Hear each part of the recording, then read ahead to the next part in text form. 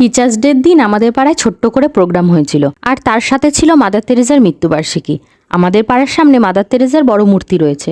আমরা মাদার তেরেজার জন্মদিনও পালন করেছিলাম। কাল সন্ধ্যা 6টার সময় আমরা সবাই মিলে মোমবাতি নিয়ে প্রসেশন করেছিলাম। তারপর গান প্রার্থনা শেষ হয়ে যাওয়ার পর ওই একটু সবার জন্য জল খাবার ছিল, চা, সিঙ্গারা আর ভেজিটেবল চপ। আমার সাথে আমার মেয়েও গেছিল। আমার মেয়ে সেরকমভাবে কিছুই খেতে চায় না। অনেক সাদাসাদির পর একটা ভেজিটেবল চপ নিয়েছে। ও মা, এক কামড় দিতেই বলে খুব ঝাল, আমি আর খাবো না, তুমি খেয়ে নাও। আমি খেয়ে দেখি হ্যাঁ, সত্যিই তো খুব ঝাল। ঝালের পরিমাণটা এত বেশি ছিল যে আমারই খুব ঝাল লাগছিল। পরের দিন সন্ধ্যাবেলায় মেয়ে আবার আমাকে বলল, মা, কালকের ওই চপটা আবার বানাও না ঝাল ছাড়া। আমি বললাম, না, আমি পারবো না। কাল তুই খেলি না, আজ আবার আমাকে বানাতে বলছিস? মেয়ে বলল, খাবো কি করে, চপে তো অনেক ঝাল ছিল। আমিও ভেবে দেখলাম, ঠিকই তো, এত ঝাল ওই বা কী করে খাবে। তাই আর কোনো কথা না বলে বানাতে আরম্ভ করে দিলাম।